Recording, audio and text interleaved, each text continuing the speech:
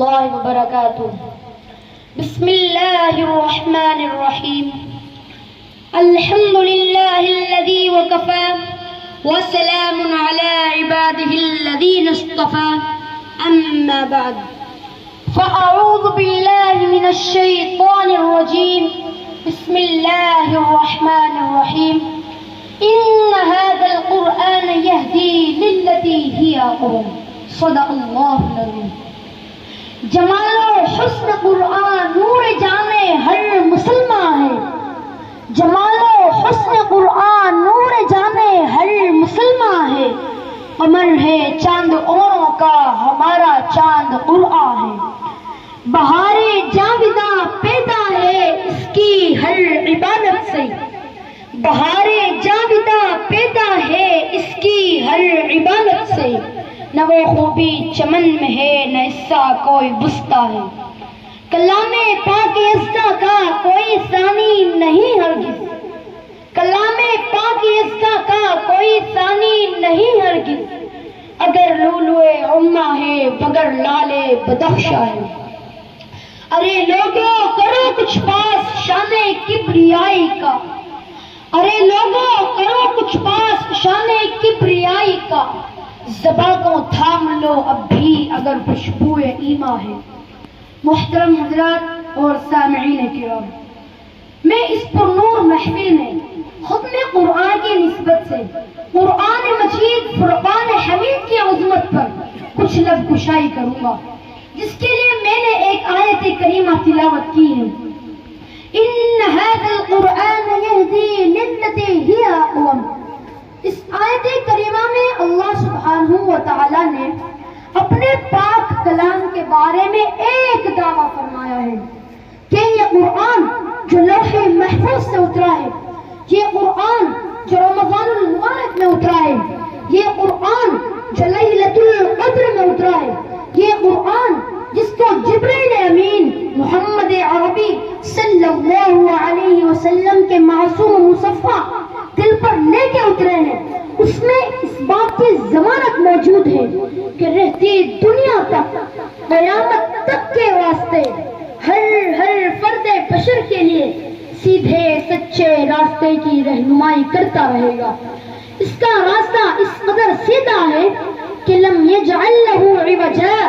جس پاک ذات نے اس کو نازل کیا اس نے اس میں کوئی کجی کوئی ٹیڑھ نہیں رکھی.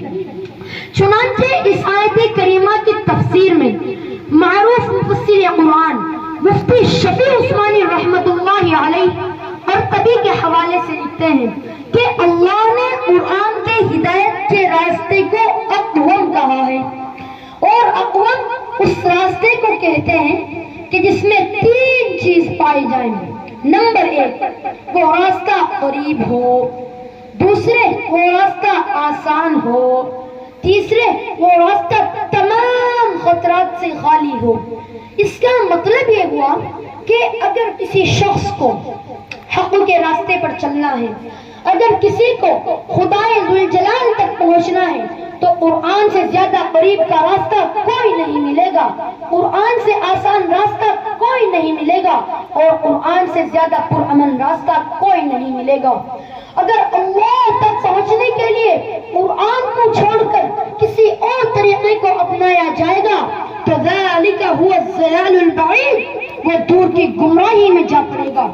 جو قرآن کو چھوڑ کر دوسری راہ اختیار کرے گا، وَرَهْبَانِيَّةً ابْتَدَعُوهَا مَا كَتَبْنَاهَا عَلَيْهِمْ، تو وہ غیر فطری ریاضتوں اور رہبانیتوں کے ذریعے مشقت میں پڑ جائے گا.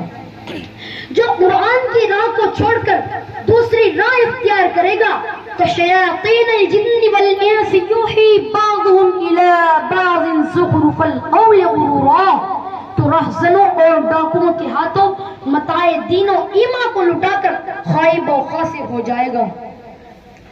لیکن جس نے قرآن کو اپنا رہنما بنایا ہوگا، جس نے قرآن کو اپنا امام بنایا ہوگا، جس نے قرآن کو اپنا ہادی و مرشد بنایا ہوگا، تو اس نے نہ صرف یہ کہ سیدھے سچے اور آسان پرامن راستے کی توفیق ہوگی، بلکہ تاجدار بطحہ محمد عربی صلی اللہ علیہ وسلم کا ارشاد ہے کہ ان اللہ یرفع علامہ کہ اللہ اس کتاب کے ذریعے سے دنیا میں سربلندی بھی عطا فرمائیں گے۔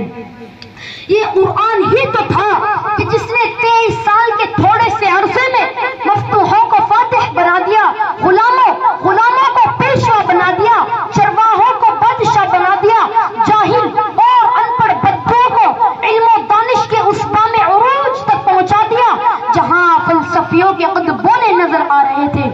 اسی کو علامہ اقبال مرحوم نے کہا کہ اتر کر حرا سے سوئے قوم آیا، اتر کر حرا سے سوئے قوم آیا اور ایک نسخہ کیمیا ساتھ لایا، وہ بجلی کا کڑکا تھیا صوت ہادی، وہ بجلی کا کڑکا تھیا صوت ہادی، عرب کی زمین جس نے ساری ہلا دی۔ اللہ تعالی ہم کو بھی قرآن مجید کی ہدایت سے فائدہ اٹھانے کی توفیق مرحمت فرمائے، آمین۔ وما علینا الا البلاغ المبین۔ السلام علیکم ورحمۃ اللہ۔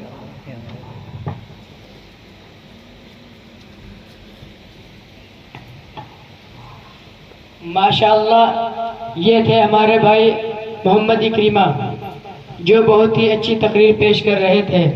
اللہ تعالیٰ ان کو مزید ترقی عطا فرمائے۔ اب ان کے بعد میں دعوت دوں گا محمد حزیر کو کہ وہ آئے اور اپنی تقریر پیش کرے۔